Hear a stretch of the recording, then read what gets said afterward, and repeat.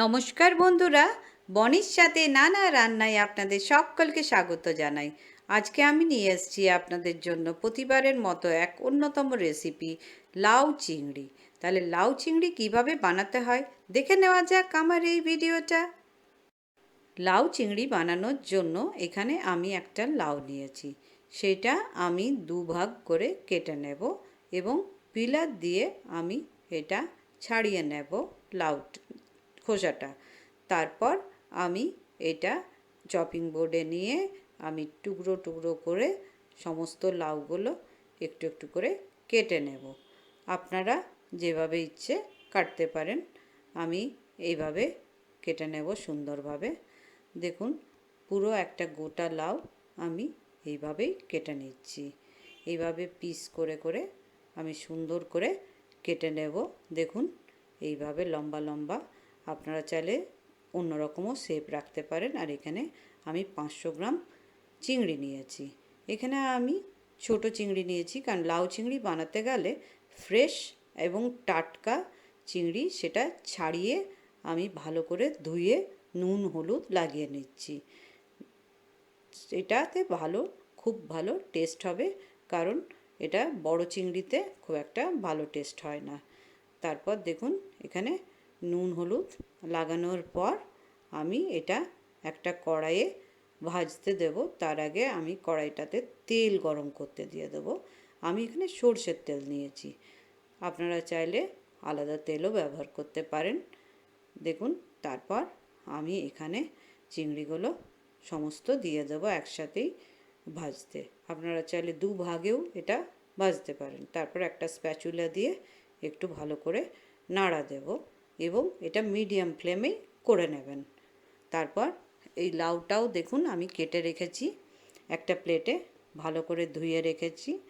তারপর দেখুন, সুন্দর করে এখানে একটা প্লেটে কেটে রেখেছি, দুটো টমেটো রেখেছি, যেমন লাগবে তেমন দেব এখানে। আর এখানে ছোট ছোট করে আমি আলু কুচিয়ে রেখেছি, দেখুন ডুমো ডুমো করে কেটে। আর এখানে আমি রেখেছি গোটা জিরে আর তেজপাতা দুটো, আর একটা আমি কাঁচা লঙ্কা। আপনারা যেমন ইচ্ছে ঝাল খাবেন তেমনি কাঁচা লঙ্কা দেবেন। তারপর ওই তেলের মধ্যেই দেখুন আমি এখানে তেজপাতা, গোটা জিরে আর কাঁচা লঙ্কাটা দিয়ে দিলাম।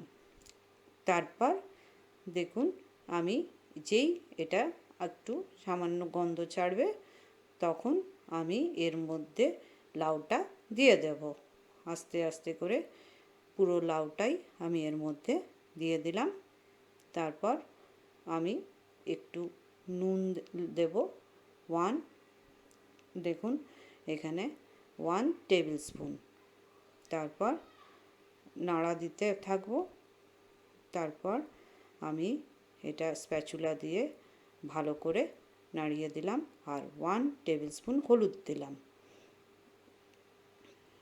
তারপর এটা আমি এইভাবে নাড়বো ভালো করে স্প্যাচুলা দিয়ে।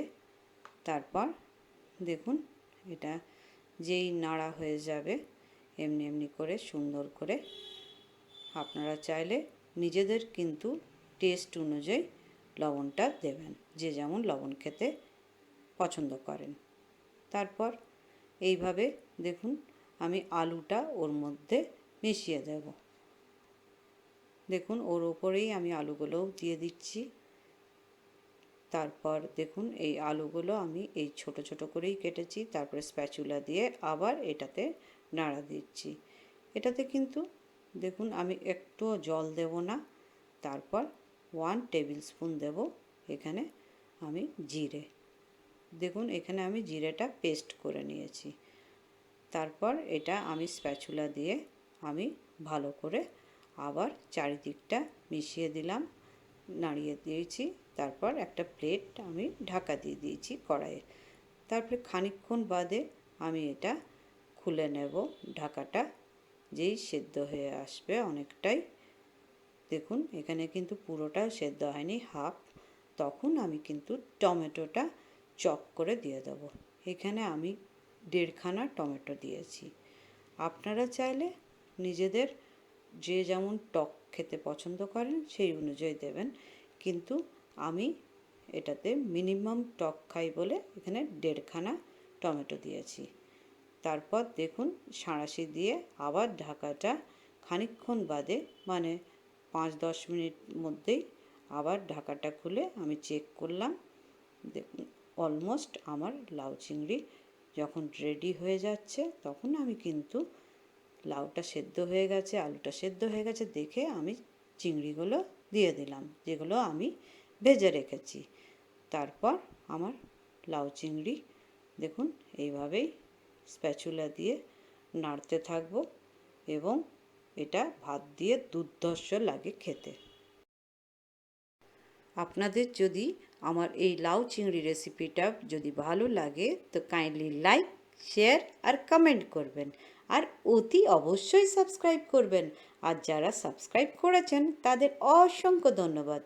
বেল আইকনটা প্রেস করতে ভুলবেন না কিন্তু আমার নিত্য নতুন রান্না পাওয়ার জন্য। আর সুস্থ থাকুন, ভালো থাকুন, সকলকে ভালো রাখুন। Thank you.